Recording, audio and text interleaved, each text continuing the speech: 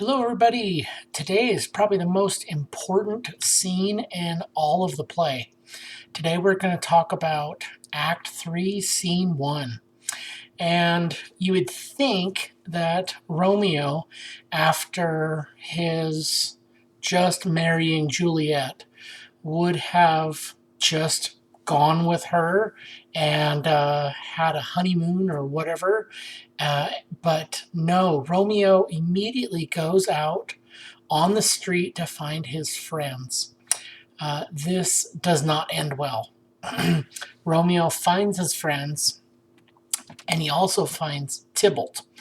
Tybalt chases down, looking for Romeo, and essentially what happens is Mercutio gets in the middle of things, and Mercutio is trying to break it up.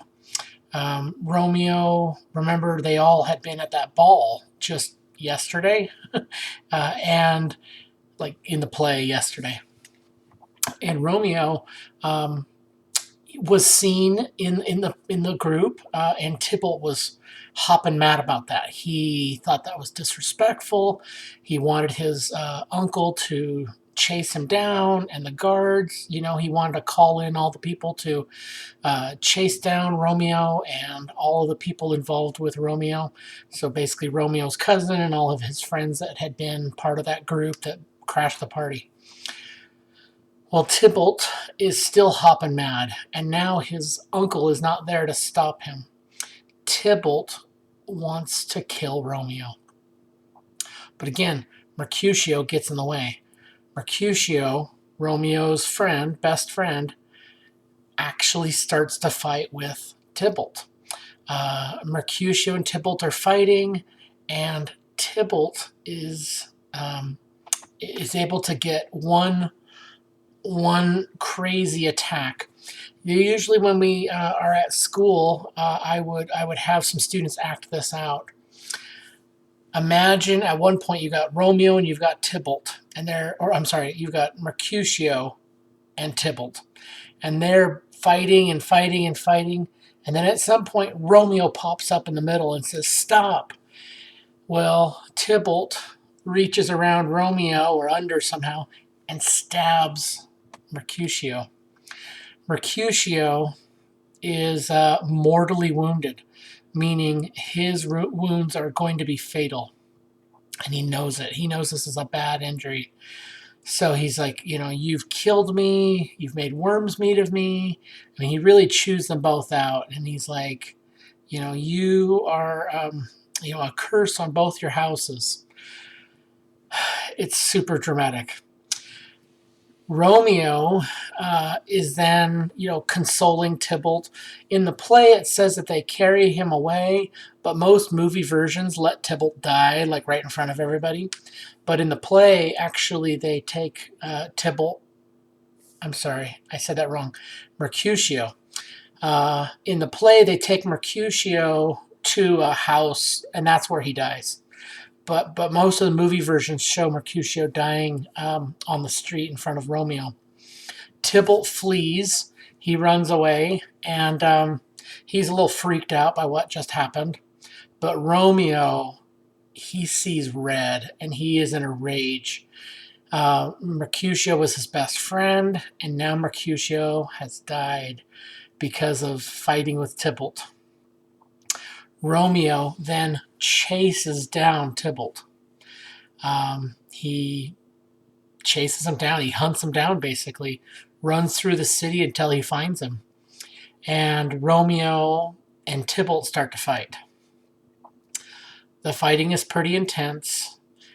But in the end, and remember, Tybalt is like this master swordsman. He's supposed to be like this big deal. But Romeo ends up killing Tybalt. So now we've got Mercutio dead, and now we've got Tybalt dead, and Romeo then runs away. As the scene is winding to a close, the prince shows up and asks, what the heck just happened? Who's been fighting? Remember, just in the play yesterday morning, the princess said, if there's any more fighting, I will kill the two dads. Lord Mercutio, uh, Lord Montague, sorry, and Lord Capulet. If there's more fighting amongst your people, then you too are going to die.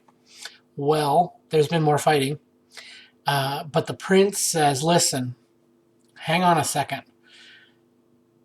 Mercutio is dead, and Tybalt, who killed Mercutio, is also dead.